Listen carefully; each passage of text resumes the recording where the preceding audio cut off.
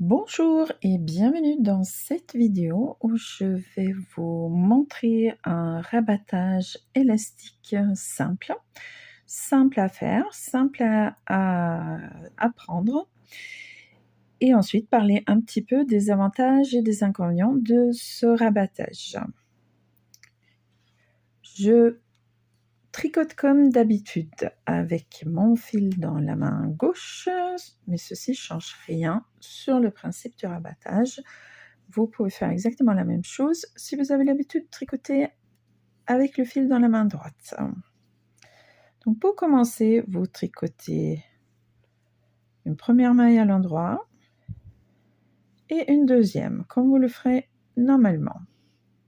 Avec ces deux mailles sur votre aiguille de droite, avec la pointe de votre aiguille de gauche, vous venez insérer l'aiguille de gauche dans les deux mailles de la gauche vers la droite, donc en plaçant votre aiguille devant l'aiguille de droite.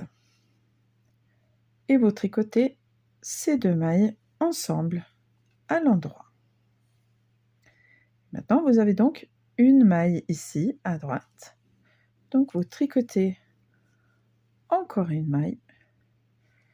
Vous insérez votre aiguille de gauche à droite dans les deux mailles, devant l'aiguille de droite, et vous tricotez les deux mailles ensemble à l'endroit, et ainsi de suite.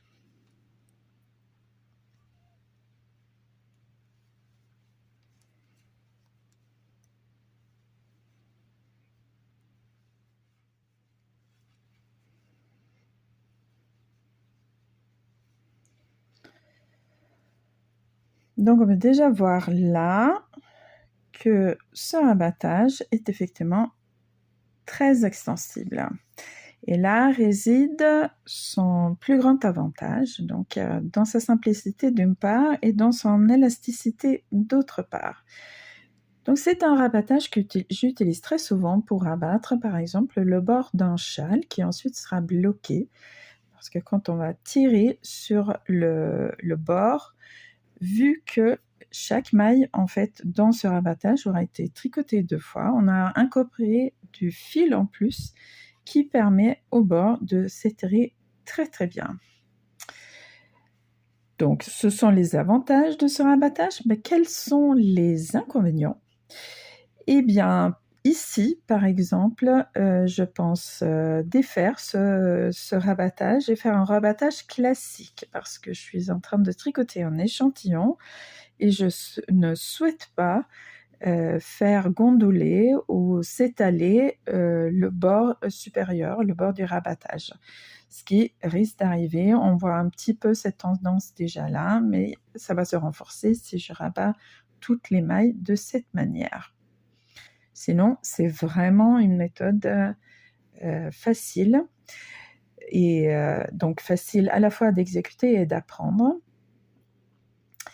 Et si vous souhaitez un rabattage plus ferme avec ses avantages et ses inconvénients, vous pouvez regarder une autre vidéo sur ma chaîne qui parle du rabattage classique.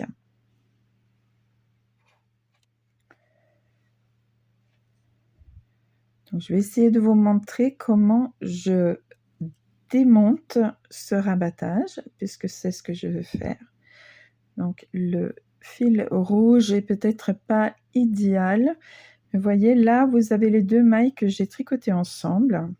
Donc quand vous démontez, je conseille toujours de mettre, même si vous tricotez d'habitude avec le fil dans la main droite, de mettre votre fil sur l'index gauche pour bien tirer sur les mailles que vous allez démonter et bien ouvrir les mailles donc qui se trouvent juste en dessous. Donc là, j'insère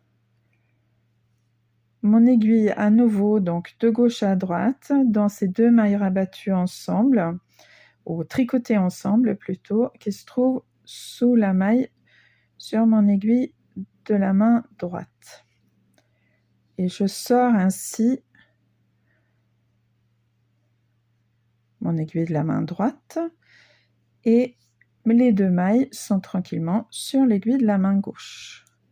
Et maintenant, je vais les replacer à droite pour les démonter encore une fois. Donc là, j'ai démonté la première. Ces deux-là sont rabattus ensemble. J'insère donc mon aiguille de gauche à droite dans ces deux mailles tricotées ensemble, qui se trouvent juste en dessous de la maille sur mon aiguille de droite. Je défais cette maille. Les deux mailles qui étaient tricotées ensemble se retrouvent sur l'aiguille de la main gauche. Je les replace à droite.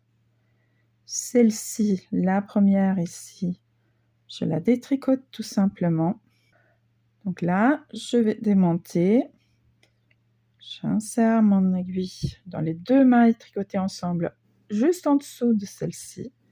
Donc je mets ma pointe d'aiguille de gauche dans ces deux mailles. Je démonte. J'ai mes deux mailles ici. Je les replace à droite. Je démonte celle-ci tout simplement en insérant la pointe de mon aiguille de gauche dans cette ouverture, qui est donc la maille seule. Donc j'espère que cette vidéo vous aura été utile.